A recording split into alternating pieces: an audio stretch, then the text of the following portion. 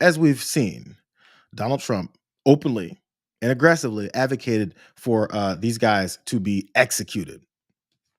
Um, this also plays on Fox News, where Harris Faulkner told her audience, "Did you catch that? They're refusing military orders." This ad plays on that same channel. In honor of Donald Trump's amazing comeback election victory to become our 47th president, Bond Arms is introducing an impressive new handgun, the Living Legend DT-47. Find out how you can save $100 on the new DT-47 from Bond Arms. Take advantage of the Bond Arms 30th Anniversary Summer Special. Buy any Bond Arms handgun and get up to a $50 gift card. Go to getbondarms.com. That's getbondarms.com. Trump guns. I don't know if it works. Who knows? There's small print at the bottom. Who knows? So you've got folks that you're riling up and tell them that they're in this political war and the rhetoric from the left is killing all of your favorite righties and MAGA folks. And then you got the president saying, "Hey, let's go kill a couple of them." And then you got Fox News posting about how they can buy themselves a gun with his dumbass face on the side of it with smooch lips when you can shoot someone with. I'm happy that first the media is seeing this. And also because the degree to which they're seeing it, it's causing these folks to spiral even more. And more importantly, more folks to hear about what it is that these guys are doing, how dangerous they are, and how much they absolutely lie all the time. I also like going to Chris Murphy because he takes off gloves. Watch him talk about this now.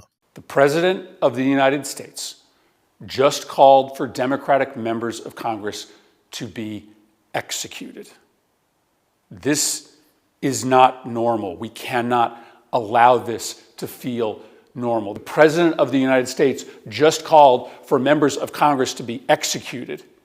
If you are a person of influence in this country, maybe it's time to pick a fucking side.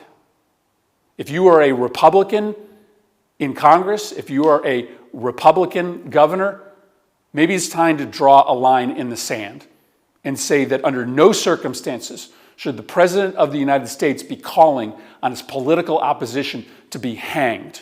We are at a very dangerous moment right now. The President is engaged in the wholesale incitement, endorsement, and rationalization of political violence in this country. This is a very slippery slope that we are on. This is a moment for people to step up, for Republicans to step up, for business leaders to step up. Anybody who has a voice or a soapbox in this country needs to draw a line in the sand and say that it is not acceptable for the President of the United States to call on the murder of his political opposition. You would think we wouldn't have to say things like that. And then as they do exactly what it is that Chris Murphy is saying they're doing, they call themselves victims. They say we're under attack. Can you believe the ICE agents? This is an example. ICE agents in the streets who are attacking people and putting guns in people's faces immediately and snatching and throwing them on the ground. Can you believe that they're being threatened? Their lives are at risk. So similar there, Chris Murphy taking more gloves off and saying people need to pick a side. You know what? They may not like that kind of language, but the problem with this whole thing is that when your language starts with you attacking folks based off of your hatred for certain groups of people and falling behind a criminal in the White House, you've already divided the country. Like if you don't go ahead and pick a side against fascism, you're just supporting fascism. One of their most hated figures, Reid, she pointed out something that I don't think anyone else is really showing. This is the connection from Donald Trump to the hate that he's spewing to his rabid people and the things that they both of them all collectively agree with. Y'all see this, right? You see it? A guy with this symbol, which is used frequently by white nationalists who like to reference the Crusades, he tweeted that Democrats should be hung. Hang them. George Washington would, exclamation point, exclamation point. And look who retweeted him on his A Truth Social. You see it, right? You see it? Because I see it. I just want to make sure that you see it. You see what he tweeted? I just want to make sure that you see it.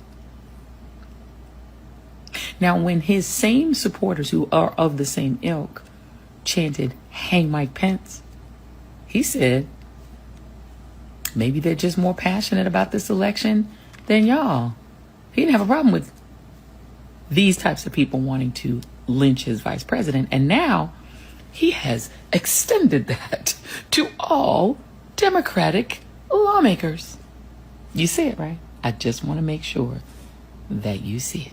The reason she reiterated so many times to make sure that you see it is because we forget so many times how rabidly bigoted and white supremacist this whole administration is. And Donald Trump reposted that guy. And also, Joy Reid decided to point out how every time someone criticized the people who were violent on January 6th, Donald Trump said they were peaceful. As a matter of fact, maybe their declarations to kill my vice president means that they were just more passionate. Sounds like a positive spin on murder, and also sounds like an endorsement for more of that.